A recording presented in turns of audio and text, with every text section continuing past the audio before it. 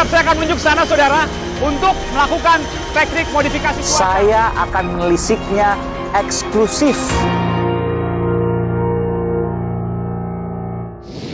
Saudara, kasus-kasus besar di Indonesia yang memunculkan banyak korban jiwa atau pembunuhannya dilakukan secara rapi dan sistematis. Dilakukan untuk memberi pesan hingga menyingkirkan. Tapi ternyata, saudara, ada benang merah yang bisa dilihat. Saudara, saya Aiman Wicaksono. Saya akan menelisik sejumlah kasus besar yang menjadi tragedi tersebut. Ikuti saya. Mereka berpuasa, mereka enteng senjata, mereka menembak.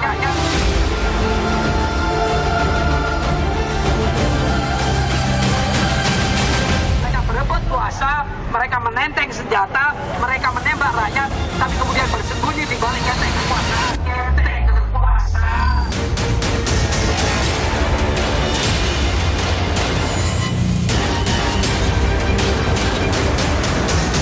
Masih jadi tanda tanya sampai sekarang kasus pembunuhan Munir. Tentu. Dalangnya yang belum terungkap. Dari mana Anda punya bukti bahwa ini punya dalang dan dalangnya belum terungkap?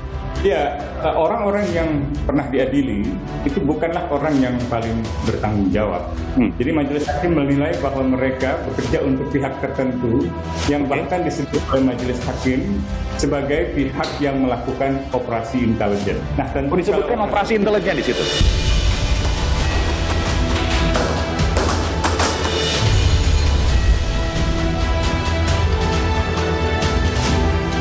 Persiapan pendorongan. Maju! Ya, maju terus. Ya, maju terus.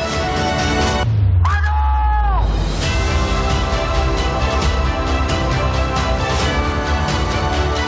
Ada seseorang yang kurang lebih tingginya sekitar 100 atau 75-an, ya, kemudian rambutnya agak panjang, menggunakan kurus, menggunakan sibuk, kemudian kan menembakkan dengan tangan kiri.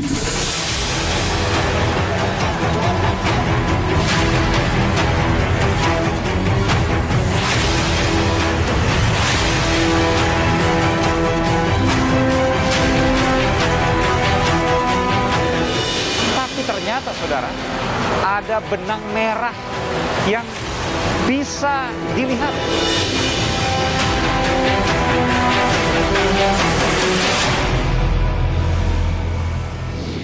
Saudara, kasus misterius yang baru berulang tahun ke-17 pada tahun ini adalah kasus pembunuhan yang ditengarai melibatkan oknum intelijen. Apa yang terjadi? Bagaimana sesungguhnya? Saudara, berikut informasinya.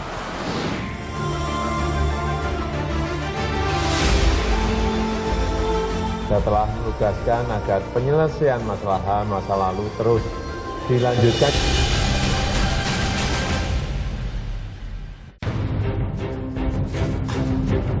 Munir Said Talib, namanya kembali menghangat. Aktivis hak asasi manusia yang kematiannya diselimuti misteri gelap. Dalang utama pembunuhannya samar tak berwujud. 17 tahun perjuangan mengungkap misterinya tak pula berbuah. 7 September 2004 menjadi perjalanan terakhirnya. Hasil otopsi menunjukkan ada jejak racun arsenik mematikan di tubuhnya. Dia diracun lewat makanan di penerbangan. Kejadian memilukan yang terjadi hanya 2 pekan sebelum pemilihan presiden putaran kedua yang pertama kali digelar secara langsung di Indonesia. Hal ini pun menuai kecurigaan pembunuhan sang aktivis terkait dengan Pilpres 2004.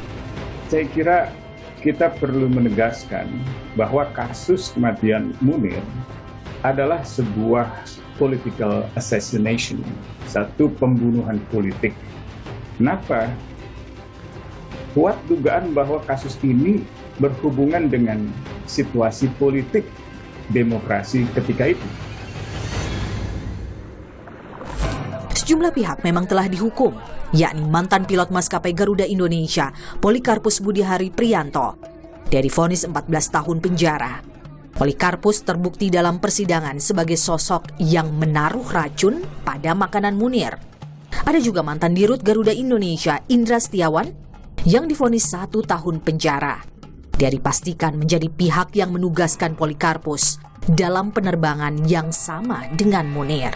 Dalam proses penyidikan dari tahun 2004 telah memberkas perkara sebanyak 4 berkas perkara dengan 4 tersangka yang kesemuanya sudah menjalani hukuman dan sudah selesai.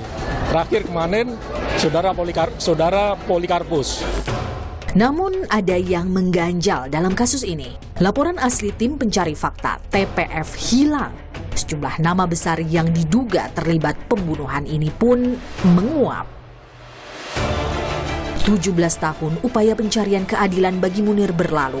Tahun depan kasus ini akan kedaluarsa. Tidak akan bisa diungkap lagi. Dalangnya pun hilang, tenggelam bersama kejahatan yang dilakukan. Aiman menelisiknya.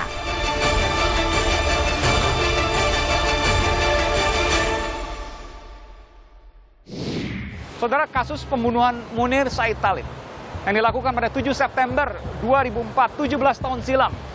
Banyak yang tidak memperhatikan bahwa 7 September 2004 adalah 12 hari sebelum pelaksanaan Pilpres putaran kedua, Pilpres yang diikuti oleh 2 pasangan calon putaran kedua, yaitu Megawati Soekarno Putri dan juga Susilo Bambang Yudhoyono. Sehingga ada sejumlah spekulasi bahwa pembunuhan ini terkait dengan proses Pilpres yang terjadi pada periode kedua itu. Saya kira kita perlu menegaskan bahwa kasus kematian Munir adalah sebuah political assassination, satu pembunuhan politik. Kenapa? Kuat dugaan bahwa kasus ini berhubungan dengan situasi politik demokrasi ketika itu. Saudara, tidak jauh setelah kasus pembunuhan Munir ini, lalu dibuatlah tim pencari fakta yang dipimpin oleh Inspektur Jenderal Polisi Marsudi Hanafi pada saat itu, yang beranggotakan sejumlah aktivis dan juga sosok-sosok yang dianggap mumpuni untuk mengungkap kasus ini. Dan terbentuklah sebuah dokumen tim pencari fakta yang seharusnya dibawa ke proses hukum, yang sampai saat ini ternyata juga tidak dibawa ke proses hukum. Dan yang unik, saudara, dokumen tim pencari fakta dinyatakan hilang pada tahun 2016.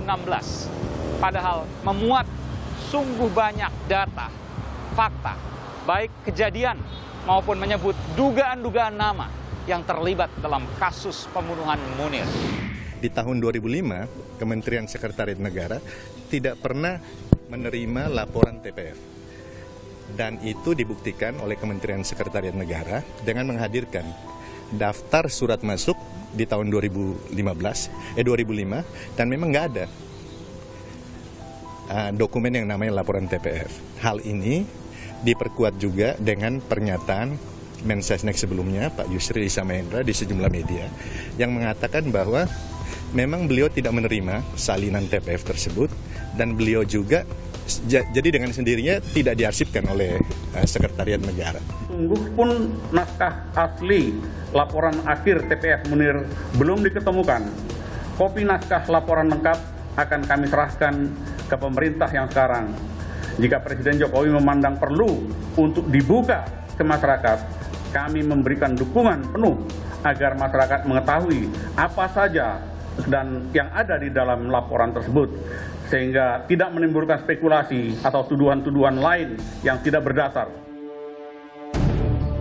Sembunyi di balik ketek kekuasaan. Sabar itu adalah satu yang dengan ketegaran, tidak frustasi, untuk tetap menuntut. Saudara, saya sudah bersama dengan aktivis yang juga mantan tim pencari fakta kasus Munir, pembunuhan Munir pada 2004 yang sampai sekarang masih menjadi tanda tanya. Bung Usman Hamid. Terima kasih Bung Usman, sehat selalu.